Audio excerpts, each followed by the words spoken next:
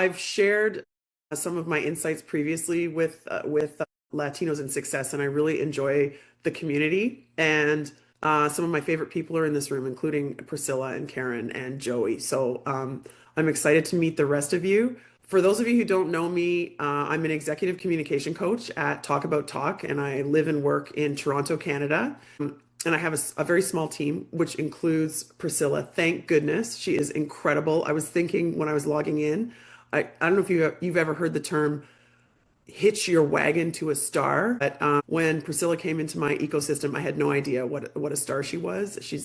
I'm grateful for her work every day. So in our work together in building Talk About Talk, I coach mostly ambitious business executives, but also medical leaders and lawyers and people in other domains to improve their communication skills so they can achieve their career goals. And so we coach people on topics like confidence, overcoming imposter syndrome, which is what we're going to talk about today, listening, storytelling, formal presentation skills, a lot on personal branding, some on executive presence, communicating with precision, all the kind of topics that you would expect. And we do that through one-on-one private coaching, which I do. Also small group masterclasses. That's what Joey's participated in. And corporate workshops and keynote speaking, and I'm also writing a book. The working title is Let Me Introduce Myself. So one of the things that I would love to do is teach you all how to introduce yourself with confidence, but we'll get into that in a minute.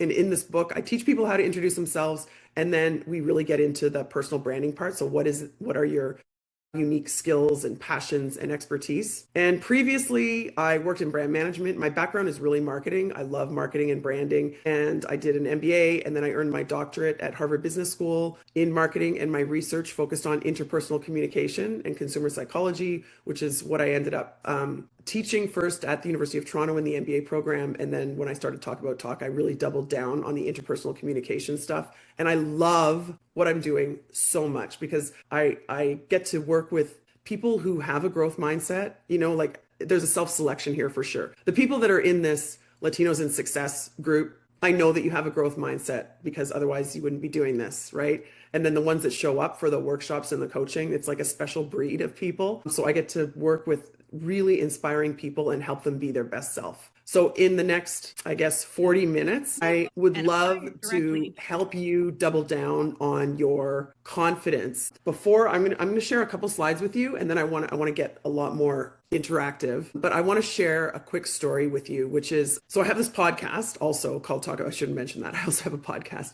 And so some of them, it's just me talking, and some of them I interview experts. And I interviewed this woman named Judith Humphrey. She's written several books, and she's a very impressive entrepreneur. She started a company called the Humphrey Group, where she coaches. She's a lot older than me. She's like 30 years older than I am. But she was coaching executives just like I was, and she created this great company. So when I interviewed her, I said, Judith, over the last couple of years, as I've been coaching folks, I would say that the three most important communication skills, if you want to call them superpowers, that we should all really be doubling down on are listening, confidence, and storytelling. So I'm big on the power of three. It's always three things. I see Joey nodding his head. Yeah, I'm crazy about the power of three. So I'm like, I think it's these three things. What do you think, Judith? And she said, yeah, listening is great. It's actually underrated. When people think about communication, they think about projecting, not about listening. So listening is important. And she said, storytelling is like what can take your communication to the next level. And she goes, but confidence is the thing. Because if you don't have confidence, you're probably not even communicating, right? And if you're suffering from imposter syndrome, you're struggling with raising your hand in a meeting and even contributing. So she said, I would say, I agree with your list, but confidence is the most important thing. Because if you don't have confidence, you've got nothing. You are, like she said, hesitating to contribute. And even when you do, people are probably not believing that you're credible because, like, why is she so nervous? If she doesn't believe what she's saying, I don't believe what she's saying, right? So that's one of the reasons that Priscilla and I decided to focus on overcoming imposter syndrome and communicating with confidence for this session. So I'm going to take you through this framework that I developed very recently. This is new thinking of mine, and it's based on my observation in coaching, hundreds of folks if you count the private coaching session, and thousands if you include the workshops. And I see a really consistent pattern that I think demonstrates where confidence shows up here and how important it is. And it kind of will help you with a framework for how to think about your own skills and maybe where the opportunity is for you to develop your communication so that you have this leadership presence. I'm calling it leadership presence. A lot of people call it executive presence. So in this framework, at the bottom, I would say I call these foundational communication skills. So I talked about this at the beginning when I was introducing myself.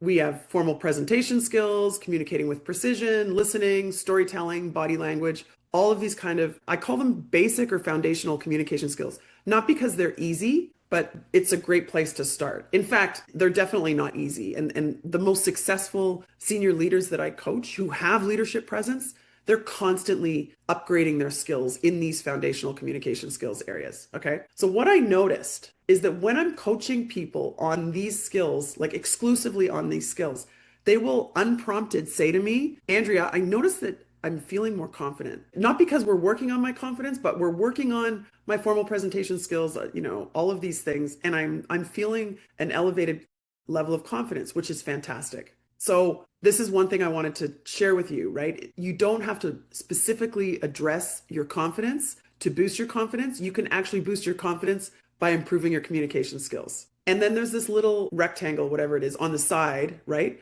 You can also address your confidence by understanding what imposter syndrome is, which we're going to talk about, and also by adopting mindsets and tactics that can boost your confidence, right? So this is like separate from foundational communication skills. There's things that you can do to improve your, so we're attacking it now at two levels. Work on your communication, work on your confidence. Both are going to boost your confidence. So then you start to feel and be perceived as more confident, right? And then what happens? That's when you establish credibility. This is when people start leaning in when you're listening, when you're talking, and they're really listening to you because they know they're going to learn something. This is when you start to develop what many people call executive presence or what I call leadership presence, right? And guess what? There are also many things that you can do to improve your credibility in addition to working on your confidence. So things like really thinking about how you're demonstrating leadership, like your people leadership skills, your strategic leadership. Are you the one that's referencing how we should be focusing on a certain strategy? That's leadership, right?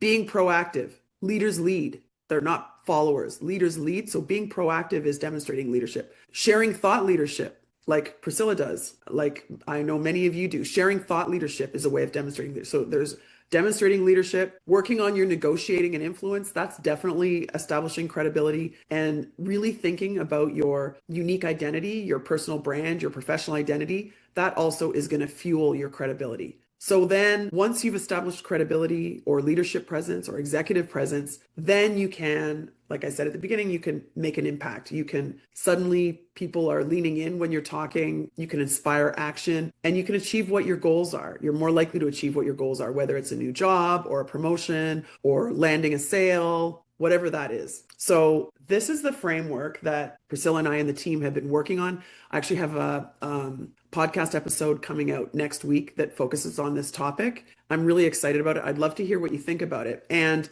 we are going to focus here on the second level, confidence. That's why I shared the story with you about what Judith Humphrey said when I said the most important foundational communication skills are listening, storytelling, and confidence. And she said, well, confidence is really it. And so I wanted, when Priscilla and I were talking about what I'm going to share here, I said, why don't we share this? Because it shows you all, like, I mean, you're all here because you know that overcoming imposter syndrome and communicating with confidence is important. This might illustrate, this graphic, I hope will illustrate for you why it's so important. You will never be seen as credible if you don't demonstrate confidence. And if you want to demonstrate confidence, you should feel confident. And if you want to feel confident, there are things you can do, like working on your communication skills, understanding what imposter syndrome is, and adopting some of these mindsets and tactics. Does anyone have any comments or questions? I'd love to hear what you think about that framework. Have you thought about it that way before? Hey, Andrea, Oswaldo here. Very nice to meet you. I think that the structure it's pretty mind-blowing sometimes. You know, a lot of this process that we do on a personal level, you don't write it down, but you take some of the lessons. And I don't want to get ahead of it because I'm really curious of how you're maybe trying to approach this. But I was wondering if part of the confidence that you're going to cover, how can you cover what you don't really know and what's outside of your scope? I don't know if that's clear enough, if I explain myself properly. Oh, thank you for breaking the seal and asking the first question, first of all. Love it. Um, so is the question when someone asks you a question that's outside of your domain or that stumps you, how do you answer it with confidence in a way that doesn't destroy your credibility? I think that both of them are pretty related. Yeah, I see sometimes people in leadership spaces that instead of owning that they don't know a situation, Yep. they might ramble, and I think that that really hurts the credibility at the same time. So Yeah. I'm curious to see how you approach that. Yeah, so I have I have a very specific suggestion. The generic advice that you will hear, if you put this in AI, you'll probably get this. Great question. I'm going to go away and think about that and get back to you. I see you nodding and laughing, right?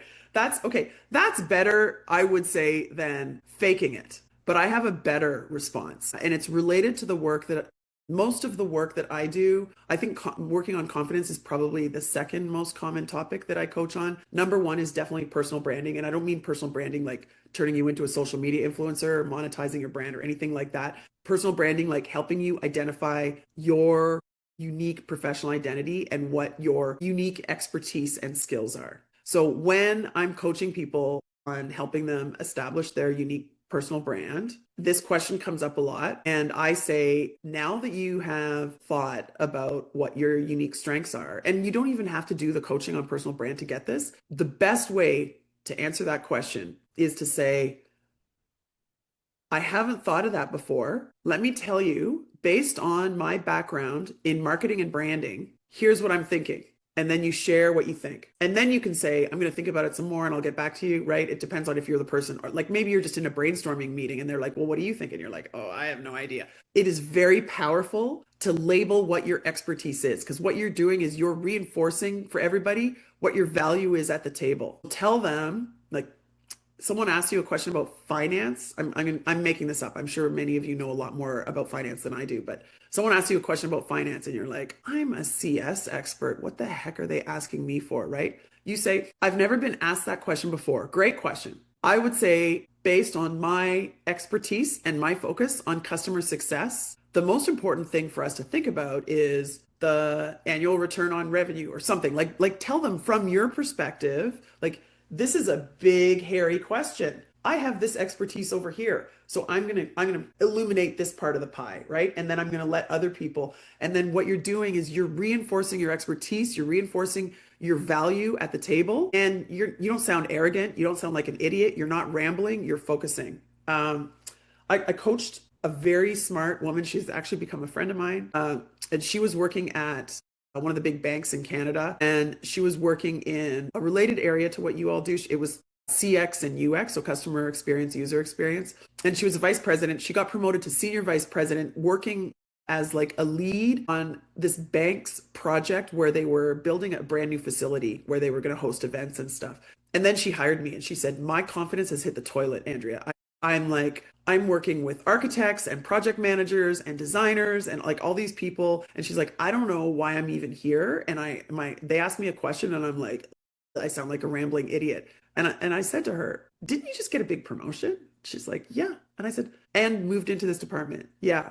I said, why do you think they want you to there? And she's like, well, it's because of my CXU. And then she goes, I said, yeah. So the next time they say, what do you think? In fact, you don't wait for them. You just interject and say, based on my experience, based on my CX and UX experience, here's what I think, the flow of the floor plan should be. And then you can even say, I don't really know how to read blueprints, but I feel like this area is going to get congested and it's going to ruin the experience. And that's you're labeling what your value is. So for a lot of people, this helps a lot because when you get clear on what your expertise is, you can be clear on what your value is in a conversation. And that is a great example of how your confidence will get boosted.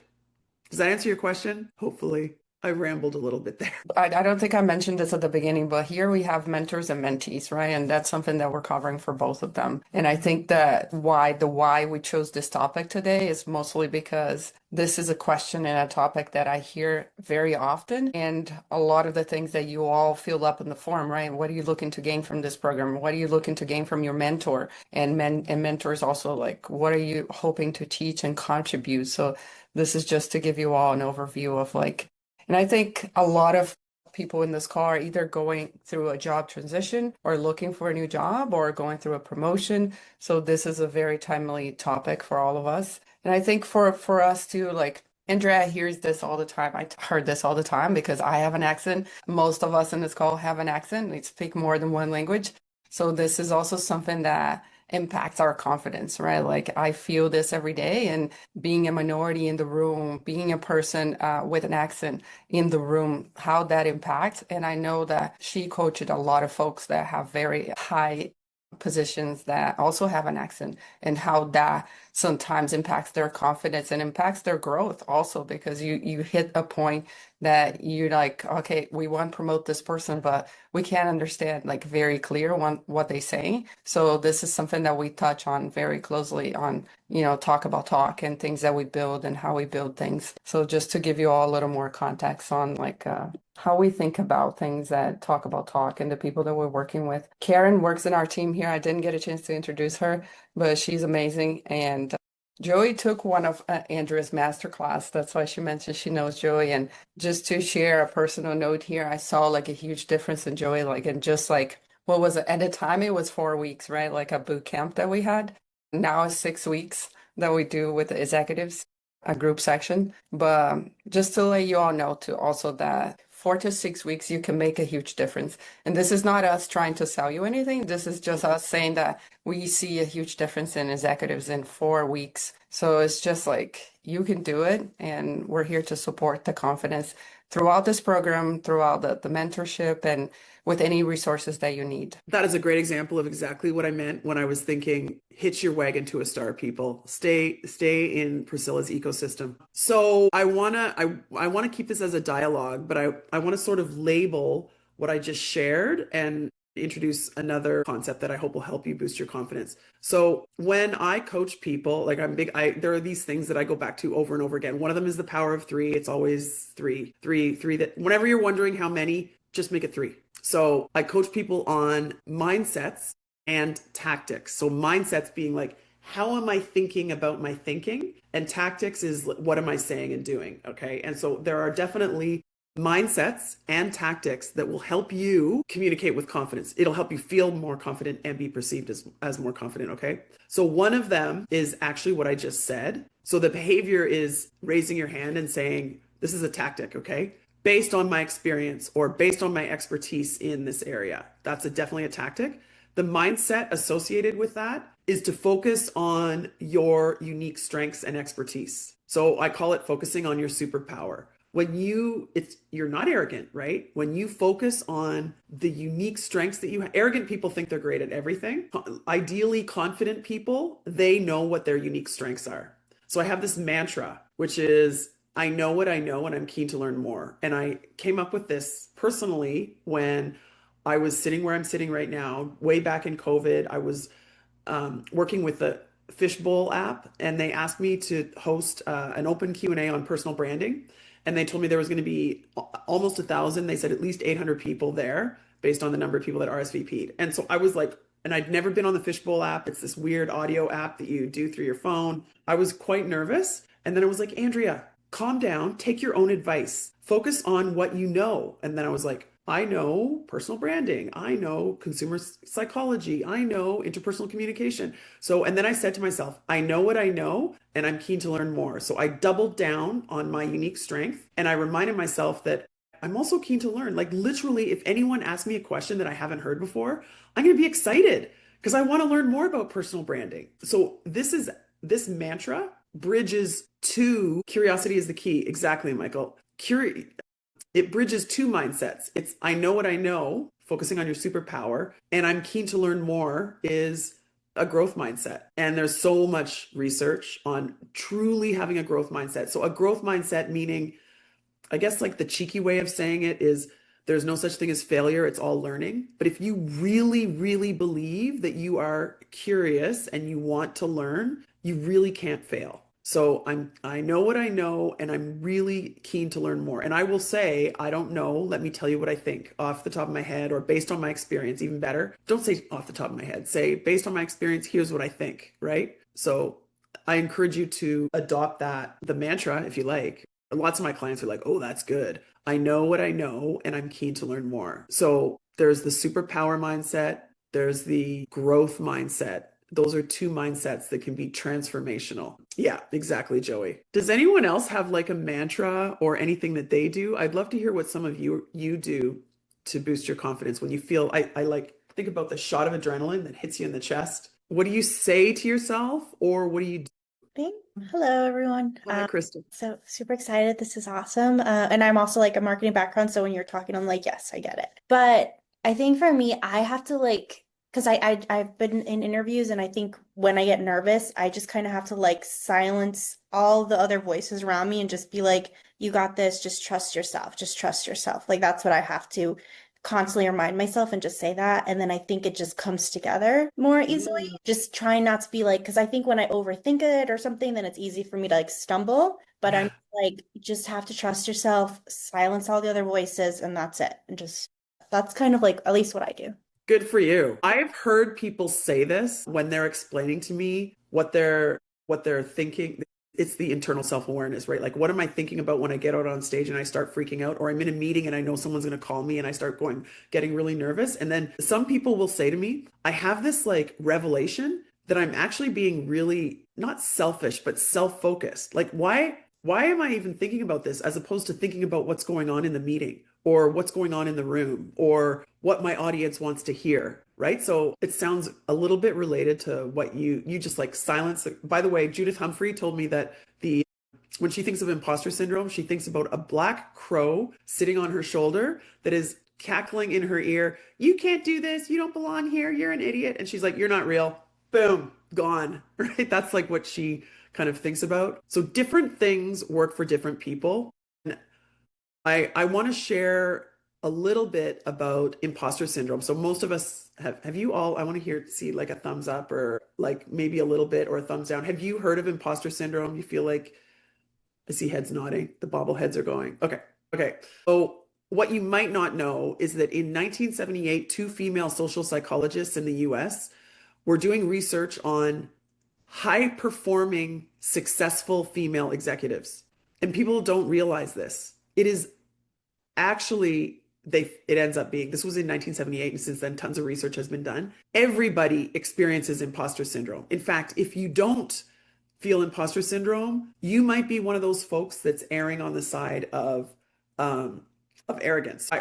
Priscilla knows this, that I coach people when I talk about confidence to think about a continuum. You have paralyzing anxiety on one side, you have arrogance on the other, and in the middle, you have this perfect equilibrium of confidence where you're establishing credibility. You're not paralyzed, but you're not arrogant, right? A pattern that we've noticed is that earlier in our careers, many of us have imposter syndrome. And then we, with experience and practice, end up here. And then sometimes we keep going here and it's pretty rare, actually. I can count on one hand the number of people that I've coached that are actually arrogant, but you don't want, I know it's a big fear that people have. So I think it helps to know that, I was going to say literally, I sound like a teenager, that almost all of us experience imposter syndrome, including those impressive people that are sitting around the table. And if they don't, they probably come across as arrogant. And in fact, that little shot of adrenaline that you feel, one of the things that I do, so I have like a step-by-step sequence that I follow when I feel really nervous. This is like in the moment, right? Like in the moment, I feel the shot of adrenaline.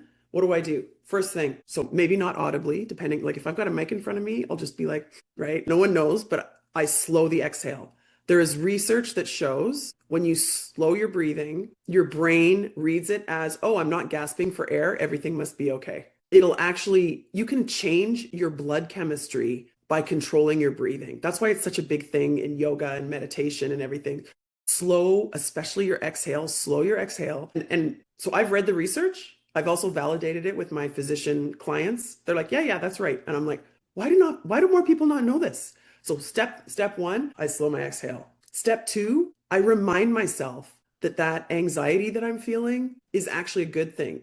I call it like my spark of positive energy. If I'm not feeling that, I'm going to come across as boring or nonchalant or maybe even arrogant. So like for me, it's what fuels me up and makes me feel and be perceived as more enthusiastic. And then people are engaging more, right? So I remind myself, it's not a bad thing, it's a good thing. In fact, there is research that shows the only difference between anxiety and excitement is what you call it. So, and yes, I checked this with the physicians that I coach as well. Right now, I'm coaching a cohort of 21 physician leaders or healthcare leaders, I guess. And I was like, I keep citing this research. This is still true, right? And they're like, yes, it's true. Physiologically, biologically, your body feels the same when it's excited as it does when it's nervous. So why don't you consciously tell it that you are excited instead of, oh no, like instead of going down this rabbit hole. And by the way, I've got stories. I could tell you when I started my career and I was in this anxious and nervous side, the first time I gave a really, really big talk, like behind a podium to a auditorium full of salespeople as a marketer, I sweat through my suit. The dry cleaner could not save it. It was a lovely linen suit that I bought for the occasion and it was garbage. So you like the good news is you can learn confidence. And part of what I did was a big thing that I did was any opportunity to volunteer, to practice, to try leading a meeting, giving a presentation, I would be like, I'll do it, I'll do it, I'll do it, I'll do it. And then it becomes like muscle memory. And along the way, I adopted these strategies like slowing the exhale, reminding myself that it is excitement, not anxiety. And because when I was on stage and I sweat through my suit, I remember stepping out on stage and being like, why is the spotlight so hot? Why am I sweating so much? Oh, I'm shaking. I forgot what I was supposed to say. I'm going to have to read my speech. Like we're talking big negative spiral, right? So imagine if instead I had stepped out on stage, oh, that spotlight's hot. Awesome. I'm feeling that shot of adrenaline. I have a spark of positive energy that I need. Slow down your exhale. You got this, Andrea, right? Like the difference is huge. I'm talking too much. Tell me what you do to boost your confidence. I'd love to hear. You know, Andrea, I resonate so much with what you say because I think that anytime before I enter a big call or something and I start to stress and get anxiety, I'm like, everything's gonna work for me, is what I just start to say. Because like I know that whether it's good or bad, like I'm going to be able to make up for it. Like there's no mistake I could do that isn't solvable by like an apology or like letting down my ego or anything like that. But also I've had so many great things happen that come out of presentations I wasn't prepared for, or we like dug into something completely different. So I think I always go into something just saying it's gonna work out for me, whether it's good or bad. Like I have that opportunity no matter what to make this a great scenario. And Yeah. so, yeah, I like to think that universe is going to recycle the good and bad and it's going to all come back to me. Yeah. So this relates a little bit to if you're that nervous, you're kind of being really self-focused. And the thing is, like, people don't actually care that much. I've heard people also say, I was on stage once and things kind of went sideways. And I realized the audience was rooting for me, right? Like, they don't want to see you sweating. And like, what's the worst that could happen? I mean, the worst that could happen is you sweat through your suit, and guess what? I'm here and I'm teaching it now. Like it's not like life altering. I would say that my failed presentation was what we used to call a CLM, career limiting move, and that registered with me, but I was like, I'm going to do something about it. And the people around me were like, well, Andrea keeps volunteering to speak and look, she's improving, right? Like it became this narrative about look what you could do too, as opposed to Andrea, I'm just going to say it. Andrea sucks at presenting. That may have been what they thought that day, but a week later, that's not what they were saying. They were like, "Wow, she's got a growth mindset. She's focused on improving." So I want to share because you said, Joey, that you give yourself a pep talk, right? I'm paraphrasing. That's kind of what you said. So this book, Chatter by Ethan Kross, if any of you think that you could maybe benefit from a boost in your self-talk, I strongly recommend this book. It's one of my favorite books that I recommend. The subtitle is The Voice in Your Head, In Our Head, Why It Matters and How to Harness It. One of the really cool insights from this book is the power of what he calls socially distanced self-talk, meaning our brains believe what other people say to us more than what we tell ourselves in our brain. So if you talk to yourself the way your supportive friend would talk to you, if they were giving you a pep talk, your brain will believe it. So how do you do that? Use second person. So say if it was, so Joey would say to himself, Joey, you got this. You are so well prepared and you're a great guy and you know what you're talking about. You're going to knock it out of the park. So you use second person. So you say your name and use the word you. And so you can imagine this research. Ethan Kross is the author, and he's a professor at Michigan, University of Michigan. And you can imagine what the research was, right? Like he would get people to write yourself a pep talk using second person, and then another group, the control group, was write yourself a pep talk using first person, like I'm going to do this, I'm going to be great, versus you're going to do this. And guess what? The feelings of confidence, the boost in self-esteem, and even the performance was higher for the people that gave themselves a pep talk in second person. So it's called socially distanced self-talk, because it's almost like someone else who's at a distance from them is talking to you. Your brain believes you are going to do great, better than I am going to do great. Isn't that cool? I think that's so cool. And I also believe that because I read the research and I know it's true, that there's like a positive placebo effect. It makes it work even more. It works because I believe it's going to work, in other words. Any other mindsets or tactics that you've tried that you want to share? See, meditation, saying a small prayer. I love this. I was just going to say, I think about whenever I was nervous in the past, giving a presentation, like positive presentations, like the ones that worked out well, that I felt good and confident in, and leveraging that for future sort of pep talk, like, hey, you did this for this client, or you had this meeting and it worked well. So like, why wouldn't this go well too? You're reminding me of one of my favorite tactics, Laura. And I also have a story. I have a story. So I used to teach at the University of Toronto Rahman School of Management. And when I was there pretty early on, I was teaching in the MBA program, but they asked me to give like a 90-minute lecture to all of the undergrads in business on marketing. I don't know what the course was, but it was like, you need to cover the 4 Ps and blah, blah, blah. And I was like, okay, whatever, so I created my slides, practiced once. I remember, and they said, you're going to do this at Convocation Hall, which is a massive auditorium. It seats 1,400. And they said, it'll be probably like 750 people there or something. And I was like, oh, that's like the whole class, right? So it's a big deal. But I loved teaching by that time. I wasn't really nervous. And I remember stepping out on stage for the voice and audio check. And they had me wired up with a headset. And this was way before COVID. So I wasn't used to all this stuff, right? And I was like, oh, that's kind of cool. I kind of feel like a rock star. And I went out on stage and the spotlight was on me. And I was like, oh, this is a bigger deal than I thought. And I felt that shot of adrenaline. And then for some reason, my brain went, I really do feel like a rock star. I kind of feel like Madonna. I think I had just been to a Madonna concert and I admire her confidence so much, like her strut, right? Like, I'm not that I was strutting, but I was like, you know what? I'm going to play a game. I'm going to imagine that I look and sound like Andrea, and I have Andrea's marketing expertise, but my brain is like, Madonna's going to control my thoughts and who I am. And I had the best time pretending to be Madonna on stage. And after it was over, of course, most of the students left, but I felt like I got rushed. Like a bunch of students came down because I was on like an elevated platform. They all came down the stairs and they were like, Andrea or Dr. Wojnicki, when do you have office hours? Are you teaching in the undergrad program? And I was like, oh my God, they really like me. I feel like a star.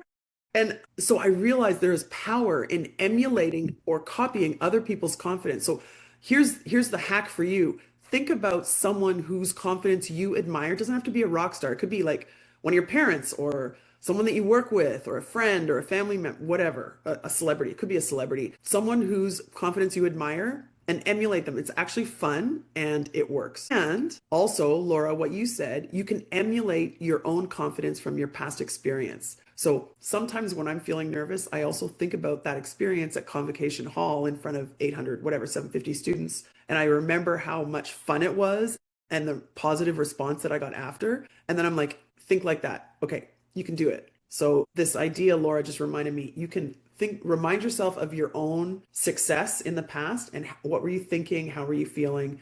You can also emulate someone else's. Different things work for different people. Rihanna Michael, did you're, the Oh, I Sorry? was more laughing at Priscilla, channeling Beyonce. So I'll I, remember I that was, the next time we're on stage, pretty, right? But Andrea, I was going to add to it, if you do a little bit of planning in advance, I always tell people that helps offset the nerves. Because whether you want to say, I'm going to, in my head, define what good looks like from this experience. Whether yeah, it's talking on stage, whether it's on a webinar, whether it's a meeting you're going to, what do you want to get out of it? What do you want those other people to remember an hour a day, a week later about your involvement and engagement in that meeting? And if you could stay focused on the one, two, or three things that you want them to focus on or that you want them to come away with, that pretty quickly gets you grounded back. You don't have to memorize a ton of things. yeah, It's I need to make sure they walk away with A, B, or C. yeah.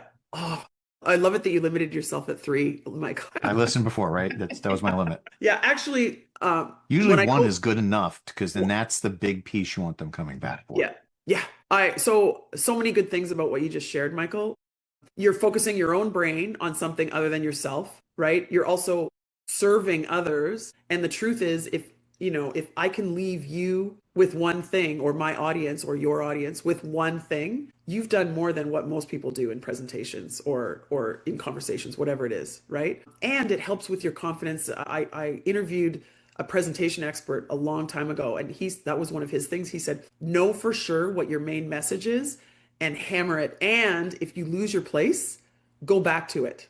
Just go back to it and say, like I said. So I'm thinking now, what is the one thing that I want all of you to remember?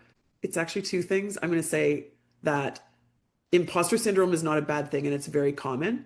In fact, it's a good thing, right? Because it's what gives you that positive spark of energy. And if you don't have it, you can come across as arrogant. And then the second thing is there are so many mindsets and tactics that you can work. And I encourage you to experiment with them. And then, they call it habit stacking. You can figure out, like for me, it's slow down your breath, label it as positive energy and excitement as opposed to anxiety. And then I do my mantra. I know what I know and I'm keen to learn more. So that's kind of my habit stack that I do when I feel that shot of adrenaline. I encourage you to experiment with the different mindsets and tactics that we've talked about here and other ones that you may have read about or tried yourself. And then make that into a habit. Whenever you feel that shot of adrenaline, where does your mind go and what do you say or do? And confidence can be learned. And then suddenly these environments that we were terrified about, maybe that's an exaggeration, but I mean, I was terrified when I got out on stage and lost it. They suddenly become something that you really enjoy. Yeah.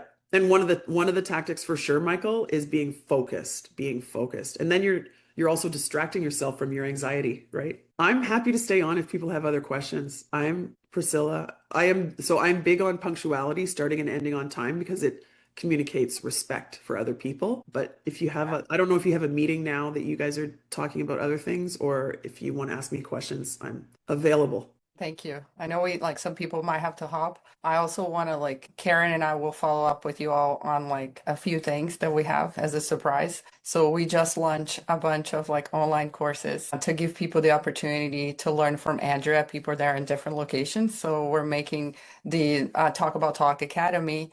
And Andrea is gifting you all with one online course because she wants you all to have access, but also to continue to work on imposter syndrome, executive presence. So Karen and I will follow up with the credentials and the login so you can take the course. The courses are you can do it in a month if you do a once a week or twice a week. They're short. They're meant to be useful for you to apply things right away. So thank you, Andrea, for doing that. Those are brand new courses. We just changed platforms, so you'll be the first ones to join in the upgraded platform. So if there's anything you see there, please tell me, share your feedback. You'll be the first ones inaugurating. We're still using the old platform with old students, but we're launching a newer version of the online courses. Yeah, I would love to hear your feedback on one of the courses is actually called Overcoming Imposter Syndrome and Communicating with Confidence. So that might be the one that's for you. There are a couple of others as well, and I would love to hear your feedback. You can email me, you can contact me through LinkedIn, or I'll put my email here. I don't give my email to many people, but I trust you. You're not going to spam me, right? Whoops. Okay. Any other questions? I don't want you to feel bad about leaving either, but I'm here to answer any questions that you have. You're all so polite. Ask away, guys. This is for you. This is for you all. I'll post the recording there in the channel also for you later if you want to rewatch it. But ask away, take advantage. Really, no questions? I do have a question. I guess how does it differ? So for an interview process or like a job interview, if Yep. you are not sure, kind of similar to Oz's question, but I think, if you feel stumped in real time on something, or I don't know, like if you want to just exude confidence in an interview, like I don't know if there's different tips or tricks that you have, because it's a different environment, and obviously you want Yeah. to stand out in that process. So Yeah. just curious. Yeah. So I always say, Laura, I'm not a career coach, I'm a communication coach, but being a strong communicator is going to boost your career, like starting with your networking and then your interviews, of course. So I'm a big fan of thinking carefully about how you're showing up for the interview, but I think of it as three steps: the before, the during, and the after. So before, you are researching the industry, the company, and the person or people that are interviewing you, right? So you're focusing on understanding that. You're also preparing up to three main strengths or credentials that you want them to understand about you. Like no more than three, right? And then you're thinking about what those are and what evidence you have of those. So the stories, because typically they're going to ask you, can you tell us an example of blah blah blah? And they're not going to probably say, give me an example of when, and then they're not going to list your strength, but you're trying to answer the question in a way where your strength becomes evident. So when you're in the job interview, I have a couple things. Where do I start? So first of all, if they ask you what your strengths are, which almost always happens, you should have up to three ready that you really want to hammer home. And a lot of people tell me that they feel awkward. And by the way, this advice carries on outside of the job interview context. So they say, it sounds really awkward for me to say, well, I'm really conscientious and I have high standards. Also, I'm a high impact, whatever, relationship driven, da da da da. It just sounds like, wow, like she really thinks so highly of herself, right? So I share the three magic words, which is people tell me. People tell me, and it's probably true in the past that people have told you, right? People tell me that I am this and this, or people tell me that I am a strong collaborator. And, you could even say something like, I'm sure everyone you're interviewing says that. Let me share with you some examples that really illustrate this strength. I love it when people say that. They recognize, like, well, I'm really trustworthy. And then you could say, well, you could say that's table stakes, but I'm like exceptionally trustworthy. Let me share some stories with you about what I mean by that. And then people will lean in. They'll be like, right? So that's one thing. The people tell me, and then using examples. The other one is using the STAR framework. I know some of you have probably heard of it. Whenever they ask you to give an example, it's almost expected by experienced interviewers that you will use this framework. It's STAR. Here's the situation. Here's the task, like what I had to do. The A is the actions that I had to follow, and the R is the result. I always add something to that. I feel like in business communication, including interviews, suspense is overrated, meaning you don't really get to it until the end when you tell them what the result is. I say start with the headline. I'm going to tell you a story about how I took this team where nobody knew each other and there was conflict, and I brought everyone together and we exceeded expectations. So you tell them what you're going to tell them, and then you go, here was the situation, here's the task, here's the actions that I took, here's the results. And just having these frameworks in your mind kind of does what we were talking about before. It distracts you from the nervousness. You're thinking about what are my strengths? You're thinking about what are the stories that I want to tell? And you're thinking about the STAR framework as opposed to thinking, oh my God, I'm so nervous, right? So there's the before, how do you prepare? There's what do you do during, and then after the interview. I know a lot of people forget to send the thank you note. And I work a lot with an executive recruiter, and she always reminds people that the thank you note is your chance to reinforce what your strengths are and also to share anything that you forgot. So always reply with and do it fast, like do it ideally the same day, because very often decisions are made about either who to hire or who to take to the next level that same day. And if they get a thank you note, 6 days later, it's not helpful. It's like, nice, thank you for the note, but that's not helping your cause. Any other questions? It could be related to other communication contexts as well. Hi, Andrea. Thank you so much for Hi, Adeline. getting on this call with us. I had a question in terms of communication style. Given now that we are kind of like in a world that we do a lot of communication virtually, and do you see a difference between between webinars or in-person speeches kind of type Yep. of thing? I was just Yep. curious about that because I do most of my communication online. that is like the forte that I do. So I Yeah. just wanted to kind of get your perspective on that and see, since you've been on kind of like the pre-COVID and post-COVID world. Yeah.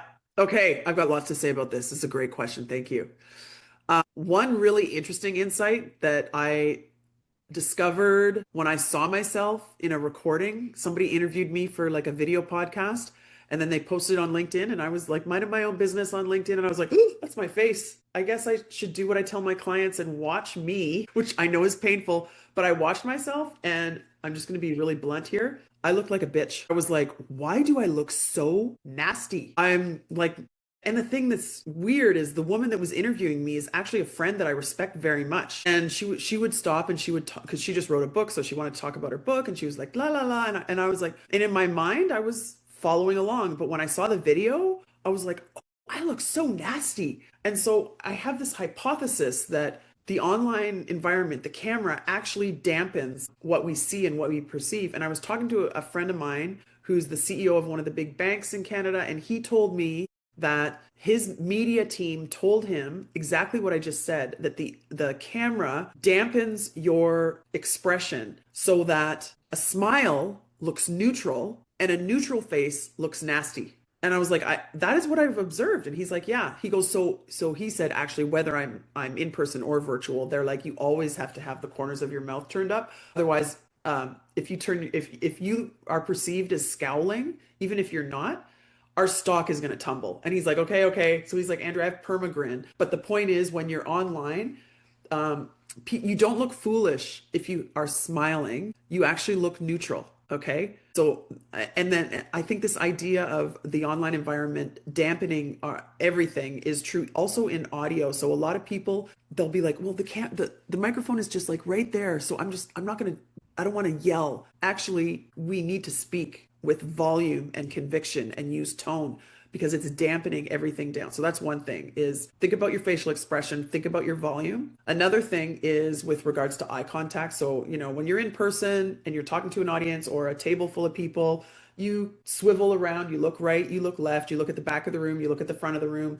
or you look at everybody who's at the table. And it's different when we're in a virtual meeting, right? So I'm looking at all of you and I'm checking in. We should be looking at each other on the screen to see, are people nodding, smiling? Are they doing something else? Are they pretending to listen, but they're actually on their phone, right? You should be scanning other people's body language. So in other words, you're not looking directly at the camera the whole time. That said, our brains are still wired to believe, like I'm doing right now, when you look at the camera, that you feel like I'm looking you in the eye, and that's a good thing. So what do you do with that? You have to look around the screen like I'm doing right now, right? Looking at what other people are doing, but you also want to make eye contact. So I say, when you're making your most important points, that's when you look at the camera. So when you're landing the sale, when you're making a recommendation to your boss, when you're closing your job interview, whatever it is, that's when you look right at that little light on the camera and make sure that they perceive you're making eye contact. And also with regards to eye contact, you want ideally your camera to be at eye level. You don't want to be looking down or looking up. You want to be eye to eye.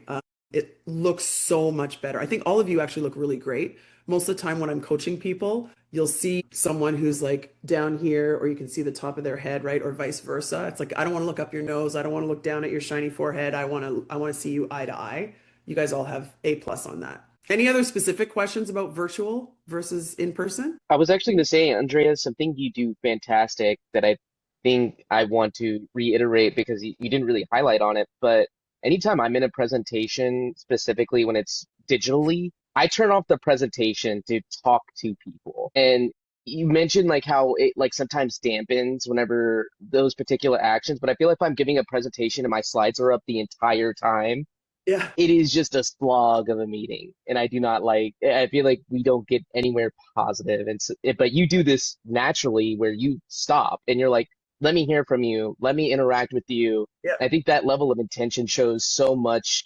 specifically in these environments, maybe a little bit more when you're in person, but definitely like when it's it's felt so much more. So thank you, Joey. There's a couple things I could say about that. So one is that variety is great. So, I showed you my slides and then I opened it up for discussion and then I talked a little bit more and we're using the chat, right? So, variety keeps people engaged. So, that is very purposeful. The other thing that I want to say that I did not do here, that I always try to do, is get people talking in a meeting, whether it's virtual or in person, as soon as possible. The more engaged people are earlier in the meeting, the more engaged they're going to be for the whole meeting or presentation, whatever it is. So I will often, for example, teach people my self-introduction framework and then right away put them into breakout groups and get them to practice it. And then they come back and they're all animated and then we debrief and then we get into the content, right? So if there's something you can do, that's one of the reasons why actually going around, as long as there's not too many people, because if it's too many people, people tune out, which is why I do the breakout rooms, getting people talking or even when I said thumbs up, okay, thumbs down, even that is considered interaction, right? So get people interacting in some way as soon as possible is whether you're in person or virtual is, I think, really necessary. The more the other people talk and the less I talk, the better is kind of what I try to do. All right, it's now 12:02, so I'm sure you're all being very polite, but I've loved meeting all of you and seeing some of you again. And like I said, if you have any questions, connect with me on LinkedIn or send me an email. Lovely to meet you all. Bye.